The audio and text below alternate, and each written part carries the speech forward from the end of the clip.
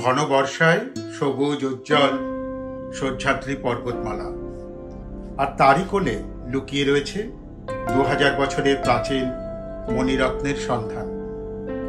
কিভাবে গেলাম তার কাছে, আসুন তারই গল্প বলি।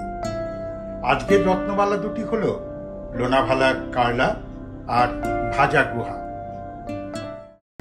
যেটা বলছিলাম যে বোম্বাই এবং পুনের মাঝখানে লোনাভালার খান্ডালা হচ্ছে হিল স্টেশন, দুটো কাছাকাছি হিল স্টেশন সহ্যাদ্রি পর্বতমালায়।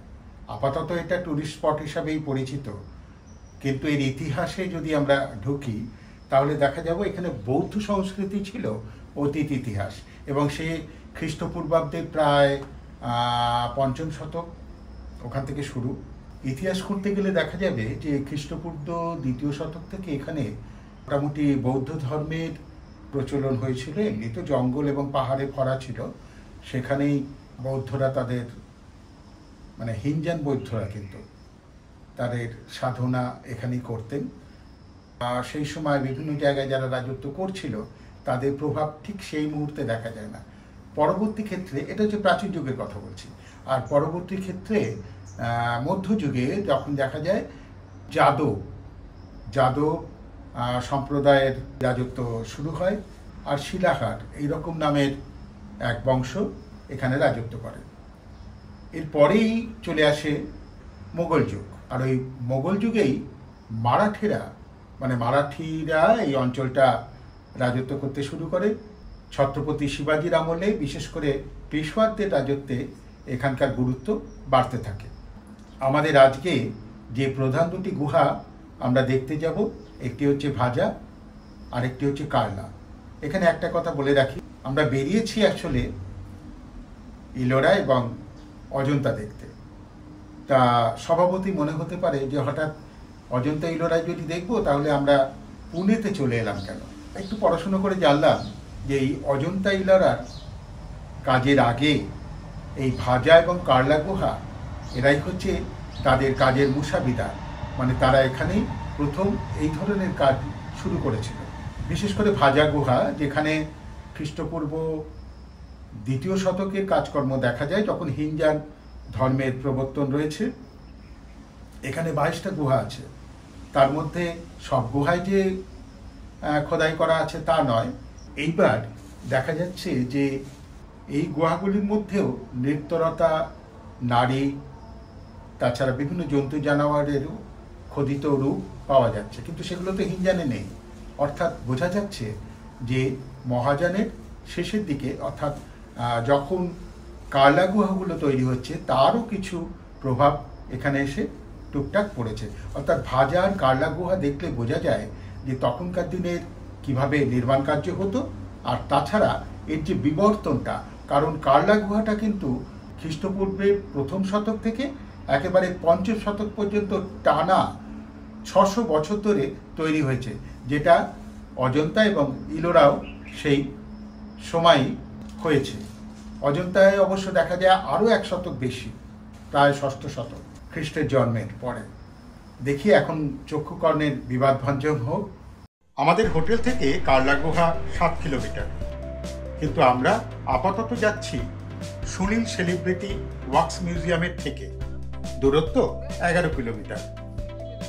হাইরোড থেকেই চোখে পড়ল দেবী একাভিরা মন্দির যাওয়ার রাস্তা, আর তারই গায়ে রয়েছে কারলা গুহা, আর রাস্তার নাম দেবী একাভিরা রোড। এখান থেকে দূরত্ব 3 কিলোমিটার। বেশ চওড়া রাস্তা, পরপর দোকান, বেশিরভাগই খাবার দোকান, কিছু থাকবার হোটেলও রয়েছে, সবই দেবী একাভিরার মাহাত্ম্যে। এই অঞ্চলের নামই কারলা, সেই থেকে বৌদ্ধ গুহাগুলির নামও কারলা গুহা। আমরা বৌদ্ধ সংস্কৃতি ও শিল্পের খোঁজে চলেছি বটে, তবে এই রাস্তায় দলে দলে মানুষ চলেছে দেবী একাভিরার কাছে পুজো দিতে। দেবী একাভিরা আসলে একেবারে আমাদের লক্ষ্মী বা ইটু দেবীর মতো, লৌকিক আর ঘরোয়া। গাড়ি যেখানে রাখতে হচ্ছে সেখান থেকে একাভিরা মন্দির এবং কারলা গুহা ওপরে উঠতে হবে, আর মাঝে মাঝে প্রচণ্ড বৃষ্টি হচ্ছে, 8 সেকেন্ডের মধ্যে থেমে যাচ্ছে। এই প্রচণ্ড বৃষ্টির সময় খুব সমস্যা, ফলে আবার ফিরে এসে এই ধরাছড়ে পড়ে নিতে হলো। ওই পাহাড়ের ওপরে উঠতে হবে। এখান থেকে তো দেখতে অসাধারণ সুন্দর লাগছে। এই যে এখন আবার বেশ আলো হয়েছে। একটা অটো পেয়ে গেলাম, অটো উপরে যাচ্ছে, তাহলে অটো নিয়ে নিলাম, এক পিঠে 150 টাকা করে। তারপরে আসার সময় দেখি যদি মনে হয় আসবো, নইলে হেঁটে চলে আসবো। ফটো পাহাড় বেয়ে উপরে উঠছি, কিছুই না, তবু বেশ অ্যাডভেঞ্চার লাগছে। প্রকৃতি আর পরিবেশই এর জন্য দায়ী।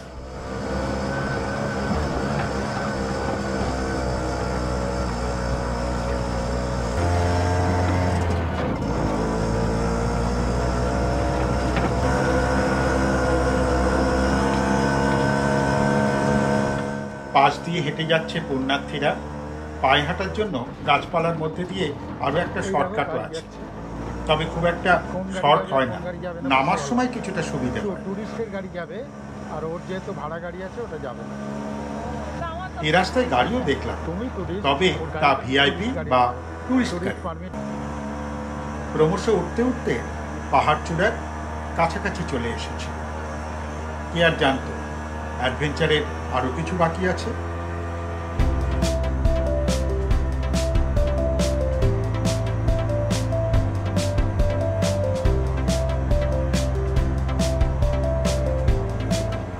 এখানে বাইক স্ট্যান্ড, আর আমরা সামান্য কিছু এগিয়ে যাচ্ছি।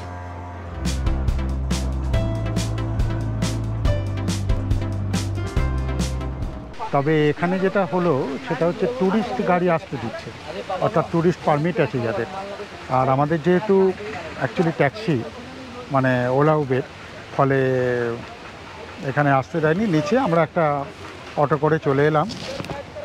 এই হচ্ছে রাস্তা। এখানে এতটাই জল জমেছিল যে পাথর ফেলে যাতায়াতের ব্যবস্থা করা হয়েছে।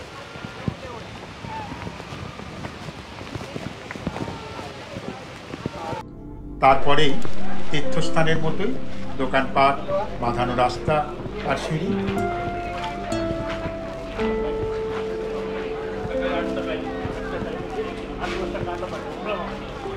এখান থেকেই নিচে নামার বিকল্প রাস্তাটা নেমে গেছে। হঠাৎই জায়গাটা সরগরম হয়ে উঠল। একটা পুণ্যার্থী দল বৃষ্টিতে চুপচুপে ভিজে নাচ গান বাজনা শুরু করে দিল। এই রংদার দৃশ্য ক্যামেরা ছাড়বে কেন?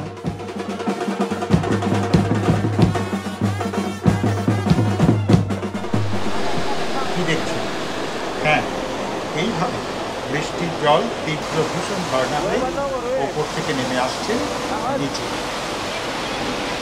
সবটা ম্যানেজ করা যাচ্ছে না, তাই সিঁড়িও এখন ঝর্ণারও নিচে নামার স্টেপস। এই রাস্তা ধরে যেতে হচ্ছে আমাদের, এই যে ঝর্ণার রাস্তা ধরে। মাথার উপর বৃষ্টি, পায়ের নিচে ঝর্ণা, এত অটোমেটিক পবিত্র হয়ে আগে কোথাও যায়। কিছু কিছু জায়গায় দোকানদাররা ছাউনির ব্যবস্থা করেছেন বটে, কিন্তু সে আর কতটুকু। তবে স্বীকার করতে দ্বিধা নেই, বেশ মজাই লাগছে। একবার অবশ্য মাথায় এলো কষের পোশাক বাক্সে আছে। আমার পেছনেই হচ্ছে কারলা গুহা। এই কারলা গুহা খ্রিস্টীয় পূর্ব 1ম শতাব্দী থেকে খ্রিস্টাব্দ 5ম শতাব্দী পর্যন্ত ধীরে ধীরে তৈরি হয়েছে। এর ফলে অল্প কিছু হিনজানের চিহ্ন এখানে পাওয়া যায়, কিন্তু বেশিরভাগই হচ্ছে মহাযান, অর্থাৎ যারা তন্ত্র এবং মূর্তি পূজায় বিশ্বাসী ছিল বৌদ্ধদের মধ্যে। আসলে বুদ্ধদেব তো মূর্তি পূজা অ্যালাউ করেননি, পরে আর কেউ গ্রাহ্য করেনি। প্রত্যেকে ভেবেছে যে তপস্যা করার জন্য মূর্তির দরকার হয়, সেই জন্য বুদ্ধদেবের মূর্তিগুলো দেখা যায় বিভিন্ন দেশে, যেমন লাদাখে বা তিব্বতে, চীনে অথবা ভারতে। বিভিন্ন রকমের মুখ, যে মুখগুলি হচ্ছে তাদেরই জনজাতির মুখের সঙ্গে ছাপ রয়েছে। কারলা গুহায় ঢুকতে গেলে 25 টাকা করে টিকিট লাগবে, আর মোবাইলে ছবি তুললে কোনো অসুবিধা নেই। এই যে গুহা, তার আগে এখানে একটা ঝর্ণা আছে, সেটা দেখা।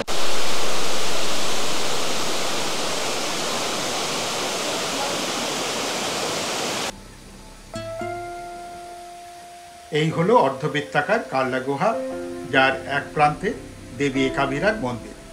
ওখানেও গুহা এবং একটি বড় পিলার ছিল।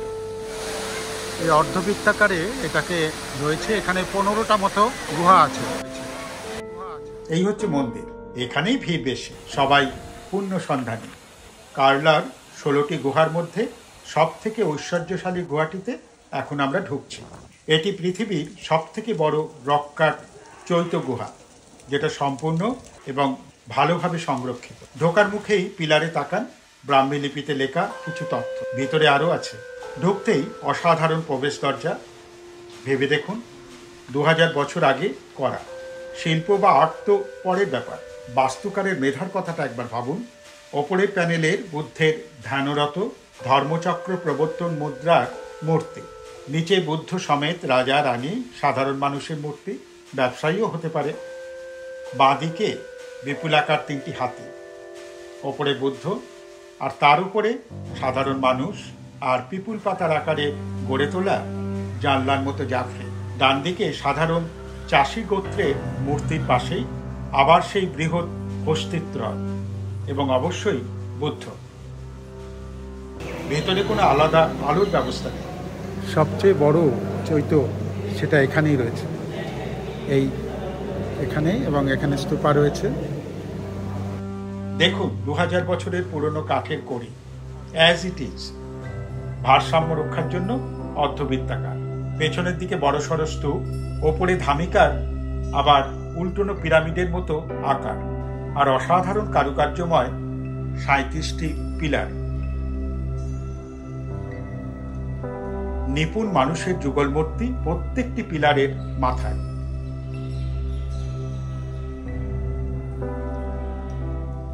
এবার দেখুন পিলারের গায়ে শিলালিপি, যা থেকে জানা যায় শক আর সাতবাহন রাজত্বের কথা। জানা যায় যবন অর্থাৎ গ্রিক ও ভারতীয় ব্যবসায়ীদের সাহায্যের কথা, কারণ এই অঞ্চলই ছিল উত্তর দক্ষিণ ও পূর্ব পশ্চিম বাণিজ্য পথের ইন্টারসেকশন।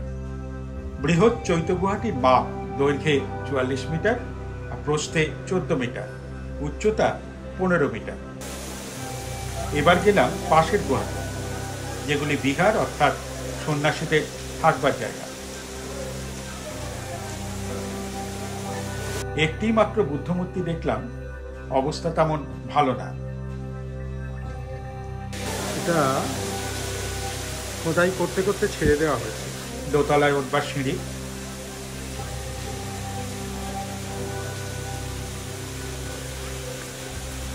এবার ওপরে উঠে দেখে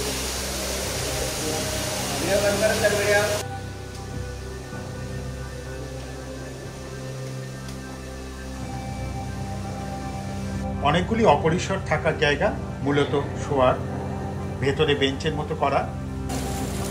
বাইরে তখন বৃষ্টির রমরমা। মন্দিরে ঢোকার ছাউনি রয়েছে, কিন্তু হেরিটেজ গুহার সামনে কোনো ছাউনি নেই। যতটা ভেজা সম্ভব ততটাই ভিজেছি, সুতরাং ভেবেছিলাম নিচে হেঁটে নেমে যাব, কিন্তু তো হলো না।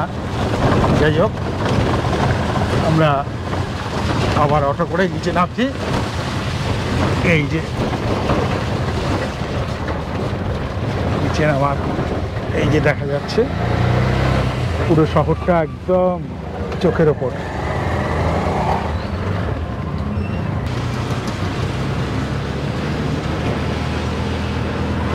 কারলা পর্ব শেষে এবার ভাজা পর্ব। কারলা থেকে ভাজা 7 কিলোমিটার, একেবারে উল্টো দিকের রাস্তা। সাধারণভাবে গাড়িতে 25 মিনিট লাগার কথা। রাস্তাটি ভারী সুন্দর। চলুন, বৃষ্টিটা যখন ধরেই গেছে, দেখতে দেখতেই যাই। মালাপুর স্টেশনের লেভেল ক্রসিং এসে গেল। পাহাড়টা না থাকলে একেবারে উত্তর 24 পরগনা।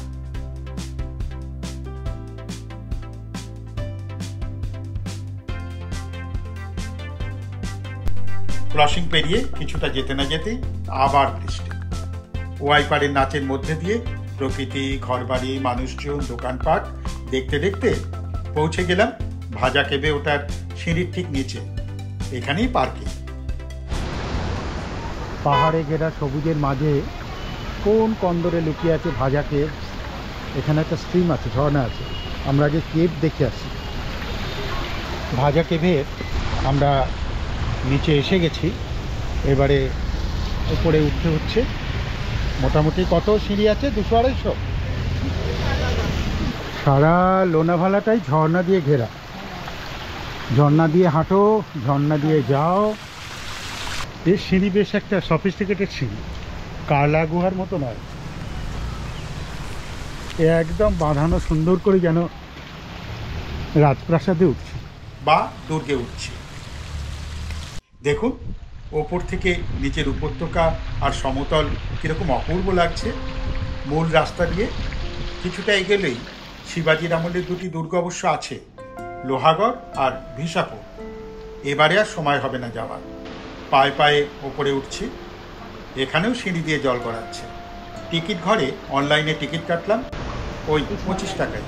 ভাজা কেবে চলে এসছি।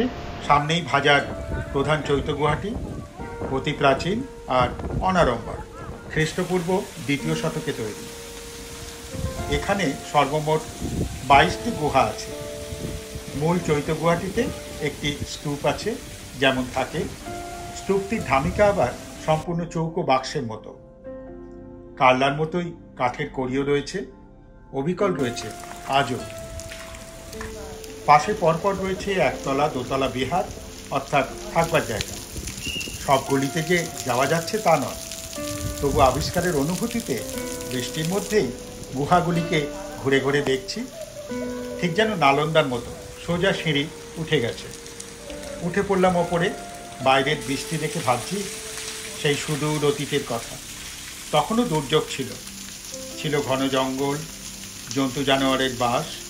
তার মধ্যেই একদল বৌদ্ধ ভিক্ষু সাধনা করছেন, জ্ঞান চর্চা করছেন, শিল্প চর্চা করছেন। নামধাম বা বিখ্যাত হওয়ার কোনো প্রচেষ্টা নেই। একজন শিল্পীরও নাম এখানে পাওয়া যায় না, পাওয়া যায় ডোনারের নাম। এখানে শিবলিঙ্গ অবশ্যই পরে হিন্দুরা করেছে, কারণ তখন এ অঞ্চলে সব রাজাই ছিল হিন্দু।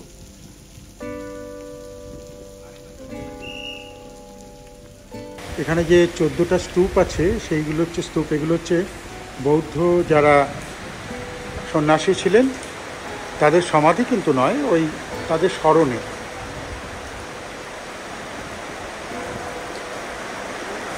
এই যে আমার পেছনেই রয়েছে সেই 14টা স্তূপা, যেগুলো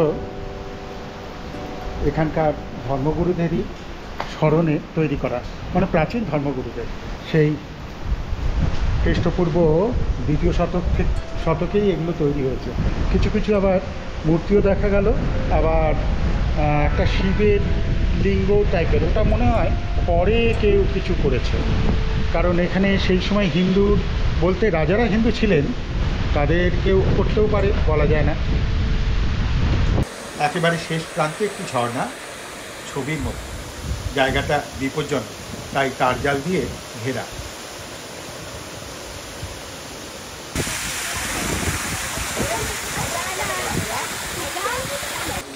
এখানে যে 22টা গুহা আছে, গুহাগুলো হিনজান সময়ে তৈরি হয়েছে। ওই সময় তো মূর্তির কোনো প্রচলন ছিল না, কিন্তু পরে এই যে মূর্তিগুলো দেখা যাচ্ছে, সম্ভবত এগুলো যারা মহাযানপন্থী ছিলেন তারাই তৈরি করেছেন। একদিকে হাতিতে এবং একদিকে ঘোড়ায় চড়ে চলেছেন রাজা অথবা বণিক, একেবারে লোক লস্কর নিয়ে।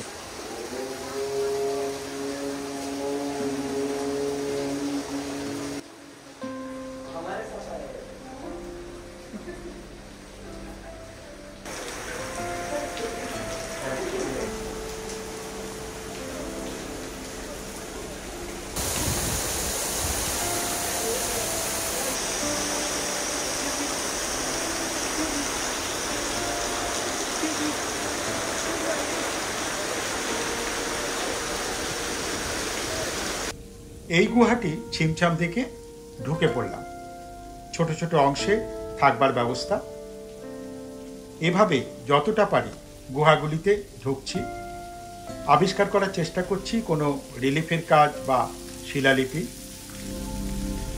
যতটা, যেভাবে, যতক্ষণ সেই অজানা ইতিহাসের কাছাকাছি থাকা যায় আর ভেতরে আরো।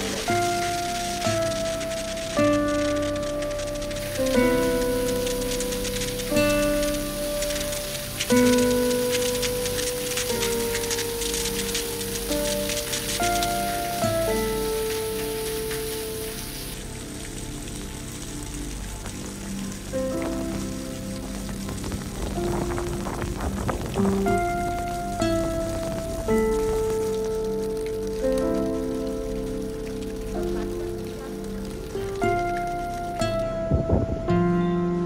ফেরার পালা।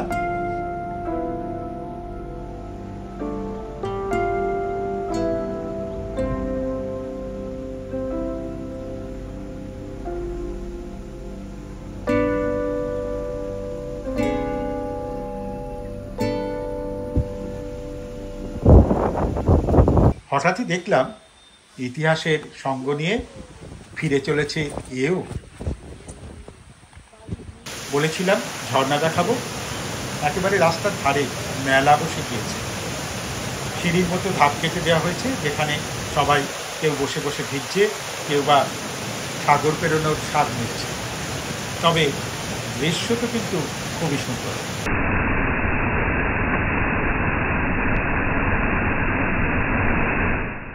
ঝর্ণা দেখে ভুট্টা খেয়ে রওনা হলাম পুনের পথে। শেষ পর্যন্ত ভাজা কেভস দেখে অসাধারণ লেগেছে।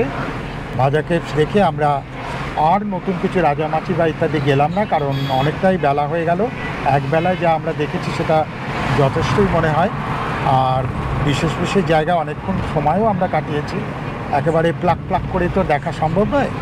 তা যাই হোক, আমরা এবার পুনের দিকে চলেছি। পুনে হোটেলে গিয়ে তখন না হয় আরেকবার গল্প করা যাবে। তাহলে কি লোনাভালায় আমরা আর কিছুই দেখিনি? দেখেছিলাম তো, সে গল্প পরের এপিসোডে। কারলা আর ভাজা গুহার এত বিশদ গল্প কেমন লাগলো কমেন্টে লিখুন। লাইক দিন, শেয়ার করুন, সাবস্ক্রাইব করে না থাকলে করে ফেলুন। এই ভ্রমণের এখনো অনেক অনেক গল্প বাকি আছে। ভালো থাকবেন, ধন্যবাদ।